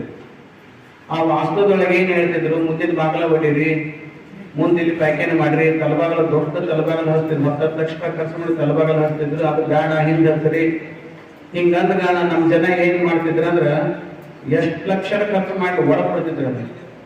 ಒಡದ್ ಅವ್ರು ಎಲ್ಲಿ ಹೇಳ್ತಾರೆ ಹಚ್ತಿದ್ರು. ಜನ ಅವ್ರು ಹೇಳ್ದಂಗ ಕೇಳ್ತಿದ್ರು. ಹೊಸ ಮನೆಯನ್ನು ಒಡಿಸಿ ಮತ್ತ ಅವ್ರು ಎಲ್ಲಿ ಬಾಗಿಲ ಹಚ್ಚಂತಾರೆ, ಕಿಟಕಿ ಹಚ್ತಾರ ಅಂತ ಹಚ್ತಿದ್ರು ಅವ್ರು. ಹಂಗ ನಮ್ಮ ಜನ ವಾಸ್ತುವನ್ನ ಬಹಳ ಚೆನ್ನಾಗಿ ಕೇಳ್ತಿದ್ರು, ಬಹಳ ಚೆನ್ನಾಗಿ ಕೇಳ್ತಿದ್ರು. ಅದರಂತೆ ಆಚರಣೆ ಮಾಡ್ತಿದ್ರು ಅವರು. ಮುಂದೆ ಕೆಲವು ಜನ ಏನ್ ಮಾಡಿದ್ರಂದ್ರ ಶಾಣಾರಿದ್ರು ಅವ್ರು. ಏನಪ್ಪ ಈ ಕಡೆ ತಲಬಾಗಲ ಇಟ್ರೆ ಹಂಗಾಕತಿ, ಈ ತಲೆ ಹಿಂಗಾಕತಿ ಅಂತಾರಲ್ಲ. ಈಗಂತೂ ನಾವು ಆರಾಮದೇವಿ. ಈಗ ಏನೋ ನಮಗ್ ತೊಂದ್ರೆ ಇಲ್ಲ, ಬಹಳ ಆರಾಮದೇವಿ. ಮುಂದೆ ತೊಂದ್ರೆ ಬಂದಾಗ ನೋಡಿದ್ರ ಕಾಲ. ಈಗಂತೂ ಇಲ್ಲೇ ಇರ್ಲಿ ಬಾಗ್ಲ ಅಂತ ತಿಳ್ಕೊಂಡು ಹೇಳಿ ಒಂದು ಲೆವೆಲಿಗೆ ಬಂದ್ರೆ ಜನ. ಈಗಂತೂ 20 ಲಕ್ಷ ರೂಪಾಯಿ ಖರ್ಚು ಮಾಡಿ ಗಂಧದ ಕಟ್ಟಿಗೆ ಸಾಗನ ಕಟ್ಟಿಗೆ ಮಾಡೇವೆ. ಮತ್ತೆ ಈಗಂತೂ ನಮಗೆ ತ್ರಾಸ ಇಲ್ಲ. ಈಗ ತ್ರಾಸ ಬರ್ತೈತೆ ಅಂತ ಹೇಳ್ತಾನವ ವಾಸ್ತುದವ. ಈಗಂತೂ ತ್ರಾಸ ಇಲ್ಲ, ಒಂದು ತ್ರಾಸ ಬಂದ ಬೇಕಾದ್ರೆ ಹೊಡೆದು ಹಚ್ಚೋನಂತೆ. ಈಗಂತೂ ಹೊಡಿದು ಬೇಡ, ಚಂದ ಬಹಳ ಕಷ್ಟಪಟ್ಟು ನಾವು ಬಾಗಿಲ ಹಚ್ಚೇವಿ ಇದ್ರು ಹೊಡಿದು ಬೇಡ ಅಂತ ತಿಳ್ಕೊಂಡು ಹೇಳಿ ಒಂದು ಮನೋಭಾವನೆಗೆ ಜನ ಬಂದ ಮ್ಯಾಗ ಅವ್ರು ಎಷ್ಟು ಹೇಳಿದ್ರು ಬಾಗಿಲ ಹೊಡಿಲಿಲ್ಲ. ಅವರು ಸುಮ್ಮನಾದ್ರ ಜನ. ಅವಾಗ ಅವರು ತಲೆ ಕೇಳ್ತ ವಾಸ್ತುದಾರ, ಅಲ್ಲ ಇವನ ಜನ ಶಾಣಾಗಗಳು ಅಂತಂದ್ರೆ ಅವ್ರು ನಾವ್ ಎಷ್ಟು ಹೇಳಿದ್ರು ಬಾಗಿಲ ಹೊಡಿ ಬಂದ್ರಲ್ಲ ಅಂತಂದ್ರು. ಅದಕ್ಕೆ ಅವ್ರು ಏನ್ ಮಾಡಿ ಅವ್ರೊಂದು ಶಾಣಕರು ಉಪಯೋಗಿಸಿದ್ರು. ಅವಾಗ ಏನೊಂದು ಶಾಣಕರು ಉಪಯೋಗಿಸಿದ್ರು ಅಂತಂದ್ರೆ ಅವರು ಇವ್ರಂತೂ ನಾವ್ ಹೇಳಿದ್ರೆ ಬಾಗಿಲ ಮುಂದೆ ಹೊಡಿತಿದ್ರು, ಈಗ ಹೊಡಿ ಬಂದ್ರೀಗ. ಅದಕ್ಕೆ ನೀವೇನು ಚೇಂಜ್ ಮಾಡಕ್ ಹೋಗ್ಬೇಡ್ರಿ, ಬಾಗಿಲ ಚೇಂಜ್ ಮಾಡಿ, ಕಿಟಕಿ ಚೇಂಜ್ ಮಾಡಿ, ಏನೂ ಚೇಂಜ್ ಮಾಡ್ಬೇಡ್ರಿ. ಹಿಂದಿದ್ದು ಪಾಯ್ಕೇನೆ ಮುಂದೆ ಕಟ್ಟ್ರಿ, ಮುಂದಿದ್ದು ಪಾಯ್ಕೇನೆ ಹಿಂದೆ ಕಟ್ಟ್ರಿ ಅಂತ ಹೇಳಿದ್ರು. ಹಂಗ ಮಾಡ್ತಿದ್ರು. ಅಡಿಗೆ ಮನೆ ಪಕ್ಕದ ಪಾಯ್ಕೇನೆ ಕಟ್ಸಿರ್ತಾರೆ. ಅದನ್ನ ಕೇಳ್ತಿದ್ರು ನಮ್ಮ ಜನರು. ಬಾಗಿಲ ಮುಂದೆ ತಲಬಾಗಿಲ ಮುಂದೆ ಪಾಯ್ಕೇನೆ ಕಟ್ಸ್ಯಾರ. ಅದನ್ನು ಕೇಳಿದ್ರು ಜನ. ಮುಂದೆ ಶಾಣಾರಾಗಿ ಈಗಂತೂ ಬೇಡ, ಈಗ ಚಂದ ಐತಿ ಬಾಗಿಲ, ಮುಂದೆ ನೋಡಿದ್ರ ಆಗ್ತದೆ. ಅದೇನಾದ್ರು ನಮಗೇನ ಕೆಟ್ಟ ಆತಂದ್ರ ಅವಾಗ ಬೇಕಾದ್ರೆ ಹೊಡೆದ್ರ ಈಗ ಬೇಡ ಅಂತಂದ್ರು. ಅವಾಗ ಏನ್ ಮಾಡಿದ್ರು ವಾಸ್ತು ಹೇಳೋರು ಜನ ಅಂತೂ ಶಾಣಾರಾದ್ರೆ ಈಗ ಮುಂದೆ ಏನ್ ಮಾಡೋದು, ನಾವೇನು ಮಾಡೋದು ಅಂತಂದ್ರು. ಅವ್ರೊಂದು ಪ್ಲಾನ್ ತಗೊಂಡ್ರು, ಹೊಸ ಪ್ಲಾನ್ ಅನ್ನು. ಏನಂತಂದ್ರೆ ಬಾಗಿಲ ಹೊಡಿಬೇಡ್ರಿ, ಏನು ಮಾಡಬೇಡ್ರಿ, ಇದ್ದಂಗ ಇರ್ಲಿ, ಚಂದ ಕಟ್ಟಿರಿ. ಆದ್ರ ನಾವು ಒಂದು ಗೊಂಬಿ ಕೊಡ್ತೇವಿ ಅಂತ ತಿಳ್ಕೊಂಡು ಚಾಲೂ ಮಾಡಿದ್ರು. ಒಂದು ಗೊಂಬಿ ಕೊಡ್ತೇವಿ, ನೀವು ಬಾಗಿಲ ಹೊಡ್ಯಾಕ್ ಹೋಗ್ಬೇಡ್ರಿ, ಎಲ್ಲ ಕಡೆನೂ ಒಂದು ಗೊಂಬಿ ಕೊಡ್ತೇವಿ ಅಂತ ಹೇಳ್ಕೊಂಡು ಅವ್ರವ್ರ ಏನು ಒಂದೊಂದು ಆರ್ಥಿಕ ಕೆಪಾಸಿಟಿ ಇತ್ತಲ್ಲ, ಅವಾಗ ಚಲೋ ಶ್ರೀಮಂತರಿದ್ರೆ 5,000 ರೂಪಾಯಿ ಒಂದು ಗೊಂಬಿ, ಸ್ವಲ್ಪ ಸಾಧಾರಣ ಇದ್ರೆ 5 ರೂಪಾಯಿ ಒಂದು ಗೊಂಬಿ. ಈಗ ಮೂಲಿ ಬಂದು ಎಲ್ಲ ದಿಕ್ಕಿಗೆ ಒಂದು ಗೊಂಬಿ ಇಡಕತ್ರ ಒಂದು 60,000 1 ಲಕ್ಷ 2 ಲಕ್ಷ ಹಾಕಿತ್ತು ಅಷ್ಟ ತಗೊಂಡು ಹೋಗಿದ್ರು. ಈ ದೇಶ ಹಾಕ್ಬಿಡಿ ಇಷ್ಟ ಅಂದ್ರೆ ಬಾಗಿಲ ಹೊಡಿದು ಆಗ್ಲಿಲ್ಲ ಅಂದ್ರ ಈ ಗೊಂಬೆ ಇಡ್ತೇನೆ ಇಡ್ಲಿ ಅದು ಇಟ್ಟು ಒಂದು 50,000 ರೂಪಾಯಿ ಹೋದ್ರಲ್ಲಿ ಗೊಂಬೆ ತಗೊಂಡ್ಬಿಡ್ರಿ ಅಂತಂದ್ರು. ಹಿಂಗಾಗಿತ್ತು. ಮೊದಲ ಬಸವಣ್ಣವ್ರು ಬೇಕು ಅಂತ ಬಂದ್ರವ್ರು, ಬೈಕ್ ಅಂತ ಬಂದ್ರೆ ಬಸವಣ್ಣವ್ರ ಮೇಲೆ ಬಸವಣ್ಣ ಅಂದ್ರೆ ಹಂಗ, ಬಸವಣ್ಣ ಅಂದ್ರೆ ಚಳುವಣ್ಣ ಹಂಗ ಹಿಂಗ ಬಸವಣ್ಣವ್ರು ಬೈತಿದ್ರು, ಬಹಳ ಬೈತಿದ್ರು ಅವಾಗ. ಈಗೇನಾಯ್ತು, ಜನಜಾಗೃತಿ ಆಯ್ತು. ಬಸವಣ್ಣವ್ರ ಬೇದ್ರೆ ಯಾಕೆ ಬೈತಿಪ್ಪ ಅಂತ ಅನ್ನಕತ್ತೆ. ಬಸವಣ್ಣವ್ರ ಬೇದ್ರೆ ಯಾಕೆ ಬೈತೀನಿ, ಬೈಯಕ್ ಹೋಗ್ಬೇಡ ನೀವು. ಅವಾಗ ನ್ಯಾಯ ಮಾಡಕತ್ತಾರ ಜನ, ಪ್ರಜ್ಞಾವಂತರಾದ ಜನ. ಬಸವಣ್ಣವ್ರ ಬಗ್ಗೆ ಅಭಿಮಾನ ಬೆಳೀತು. ಯಾವ ಬಸವಣ್ಣವ್ರ ಬಗ್ಗೆ ಅಭಿಮಾನ ಬೆಳೀತು, ಅವಾಗ ಬಸವಣ್ಣವ್ರು ಬೈದ್ ಬಿಟ್ರ ಅವರು.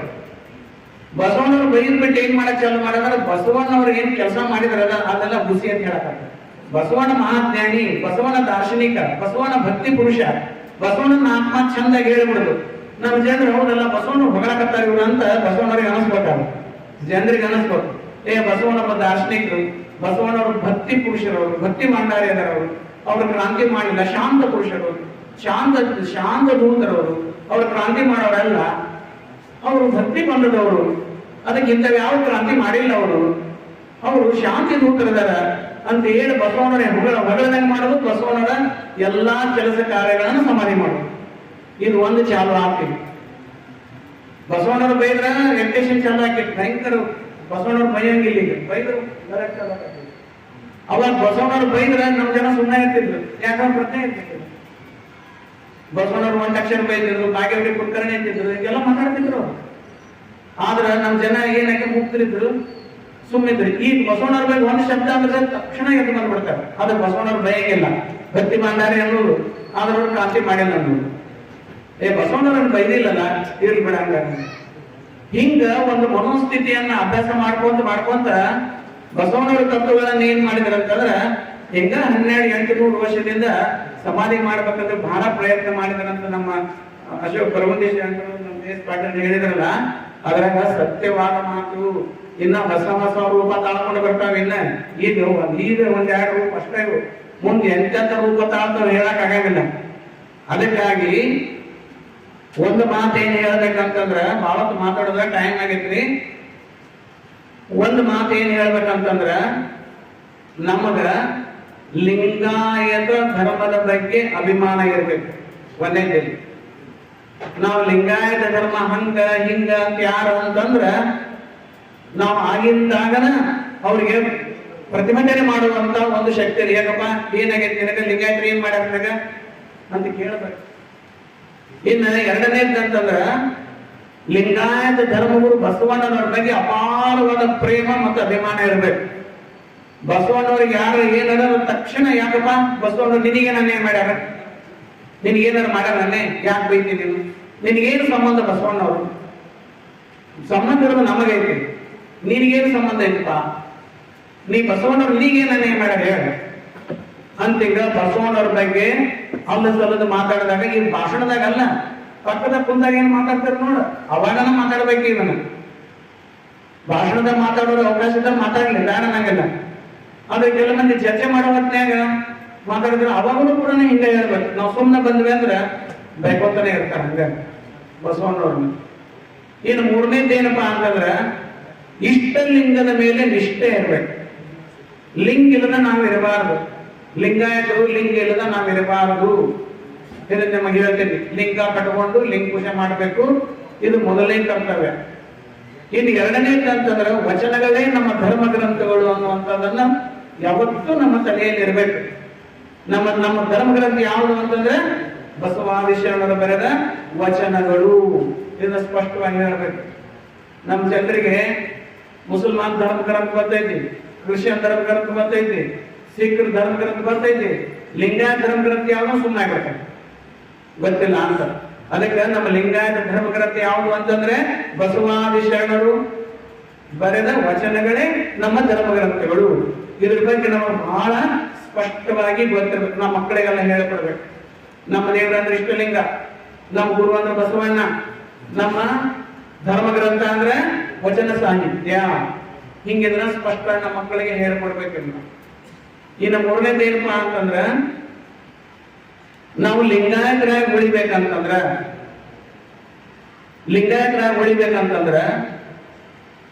ಲಿಂಗಾಯತ ಧರ್ಮದ ಆಚರಣೆಗಳನ್ನ ನಾವು ಸ್ಪಷ್ಟವಾಗಿ ಆಚರಣೆ ಮಾಡ್ಲಿಕ್ಕೆ ಧೈರ್ಯವನ್ನ ತೋರಿಸ್ಬೇಕು. ನಿಮ್ಗೊಂದು ಎರಡು ಘಟನೆ ಹೇಳ್ತೇನೆ. ಮೈಸೂರಲ್ಲಿ ಮಠದ ಭಕ್ತರಿದ್ರು, ಅಕ್ಷರಿಗೆ ಅತ್ಯಂತ ಆತ್ಮೀಯ ಭಕ್ತರು, ಪಕ್ಕಾ ವಸತತ್ವ ನಿಷ್ಠಾವಂತ ನಮ್ಮ ದೊಡ್ಡದಾರಿಗೆ ಬಹಳ ಆತ್ಮೀಯರು. ಅವರು ಮೈಸೂರಾಗ ಒಂದು ಮನೆ ಕಟ್ಟಿದ್ರು. ಮನೆ ಕಟ್ಟಿದಾಗ ಇವ್ರು ದೊಡ್ಡದಾರ ಏನ್ ಹೇಳ್ಯಾರಲ್ಲ, ದೊಡ್ಡದಾರ ಹೇಳ್ದಂಗ ಅದನ್ನ ಗೃಹ ಪ್ರವೇಶ ಮಾಡಕತ್ತಿದ್ರು. ಆ ಪಕ್ಕದಾಗ ಆ ಓಣೆಗ ಒಂದಿಷ್ಟು ಮಂದಿ ವೈದಿಕರಿದ್ರು. ಏನ್ ಮಾಡಿದ್ರಿ, ಇವ್ರು ಹೊಸ ಮನೆ ಕಟ್ಟಕ್ ಹತ್ತಿದ್ರಲ್ಲ, ಅವಾಗ ಗೆಳತನ ಮಾಡಿದ್ರು ಜೊತೆಗೆ. ಹೆಂಗ ಇದು ಆಗತ್ ನೋಡ್ರಿ, ಅವಾಗನ ಗೆಳತನ ಮಾಡಿದ್ರು.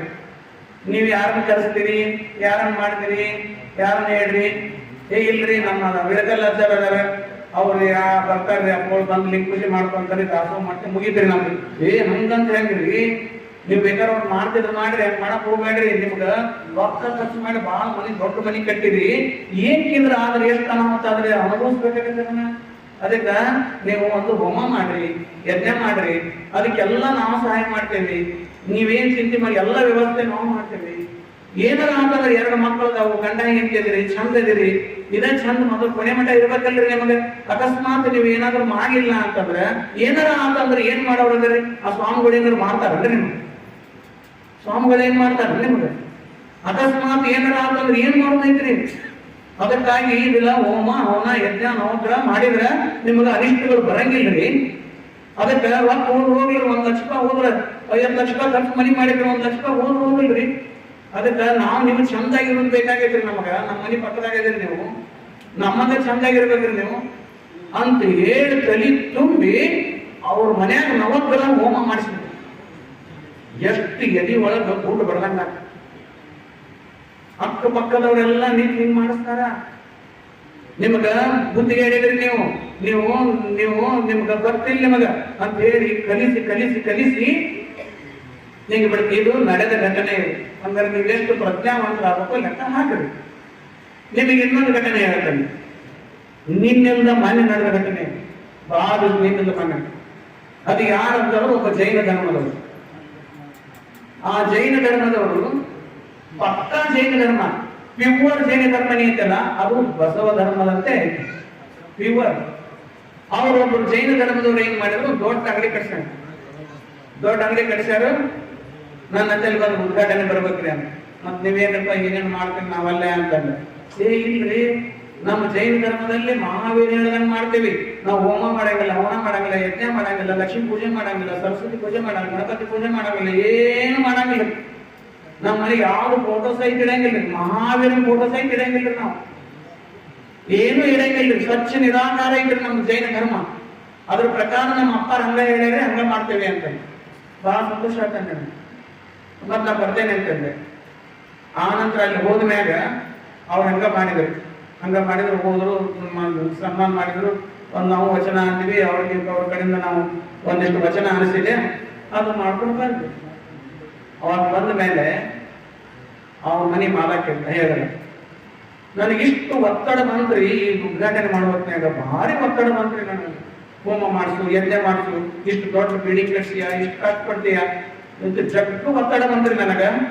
ಆದ್ರೆ ನಮ್ಮ ಅಪ್ಪ ಹೇಳಿದ, ನೋಡು ನಮ್ಮ ಧರ್ಮ ಹೆಂಗೈತಿ ಹಂಗ ಮಾಡು, ಬೇರೆಯವ್ರ ಮಾತು ಕೇಳಕ್ ಹೋಗಬೇಡ ಅಂತ ನಮ್ಮ ಅಪ್ಪ ಹೇಳಿದ್ರಿ.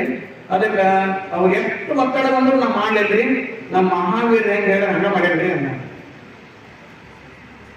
ಮಹಾವೀರ ಹೆಂಗ್ ಹೇಳ ಹಂಗ ಮಾಡಿದ್ರಿ ಅನ್ನ. ಮುಂದಿನ ಯಾವಾಗ ಒಬ್ಬರಿಗೆ ನಮ್ಮ ಬಸವಣ್ಣ ಹೆಂಗ್ ಹೇಳ ಹಂಗ ಮಾಡ್ತೀವಿ ಅಂತ ಧೈರ್ಯ ಯಾರಿಗಾರ ಐತಿ? ಎಷ್ಟು ಒತ್ತಡದಲ್ಲಿ ಅವ್ರು ಮಾಡಿದ್ರು ಅಂದ್ರೆ ನಮ್ಮ ಮಹಾವೀರ ಹೆಂಗ್ ಹೇಳ್ತಾರೆ ಹಂಗ ಮಾಡ್ತೀವಿ ಅಂದ್ರೆ ಅವರು.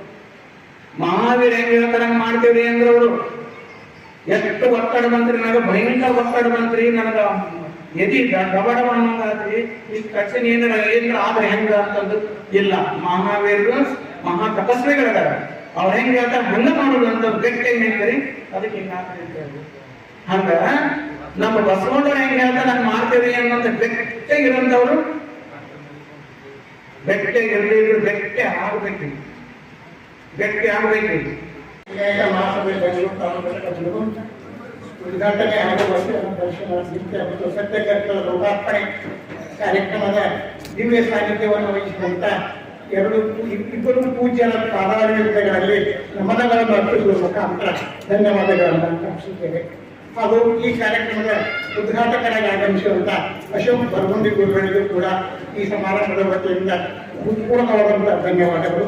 ಹಾಗೂ ಅನುಭವ ನೀಡಿದಂತ ಶರಣ ಡಾಕ್ಟರ್ GS ಪಾಟೀಲ್ ನಿವೃತ್ತ ಪ್ರಾಚಾರ್ಯರಿಗೆ ಈ ವೇದಿಕೆ ವತಿಯಿಂದ ಅತ್ಯಂತ ಹೃತ್ಪೂರ್ವಕವಾದಂತಹ ಧನ್ಯವಾದಗಳನ್ನು ಅರ್ಪಿಸ್ತಾ ಇದ್ದೇವೆ. ಹಾಗೂ ಈ ಕಾರ್ಯಕ್ರಮದ ಅಧ್ಯಕ್ಷರಾದಂಥ ಶ್ರೀ SR ಕಡವಾಲ್ ಸರ್ ಅವರಿಗೆ, ಶರಣ ಬಸವರಾಜ ಕಟ್ಪಟ್ಟಿ ಅವರಿಗೆ, ಶರಣ ಶ್ರೀ ರವಿ ಹೆಜಾರಿ ಅವರಿಗೆ ಹಾಗೂ ಶರಣ ಶ್ರೀಮತಿ ನಾಯರತ್ನಮ್ಮಾಯಿ ಅವರಿಗೆ ಕೂಡ ಅತ್ಯಂತ ಧನ್ಯವಾದಗಳನ್ನು ಅರ್ಪಿಸ್ತೇವೆ. ಹಾಗೂ ಗುಳೇಬೂಟ ಮತ್ತು ಇಲಕಲದಿಂದ ಆಗಮಿಸಿದಂಥ ಈ ಸಂಘದ ಅಧ್ಯಕ್ಷರಿಗೂ ಕೂಡ ಧನ್ಯವಾದಗಳನ್ನು ಅರ್ಪಿಸ್ತಾ ಇದ್ದೇವೆ. ಈ ಕಾರ್ಯಕ್ರಮಕ್ಕೆ ತನುಮನದಿಂದ ಸೇವೆಯನ್ನು ಸಲ್ಲಿಸಿದಂತ ಎಲ್ಲರಿಗೂ ಕೂಡ ಧನ್ಯವಾದವನ್ನು ಅರ್ಪಿಸ್ತೇವೆ. ಹಾಗೂ ಪತ್ರಕರ್ತರು ಆಗಮಿಸಿ ಈ ಕಾರ್ಯಕ್ರಮಕ್ಕೆ ಯಶೋಧೆಯನ್ನು ಕಂಡುಪಟ್ಟಿದ್ದಕ್ಕಾಗಿ ಅವರಿಗೂ ಕೂಡ ತುಂಬ ಹೃದಯದ ಧನ್ಯವಾದಗಳು.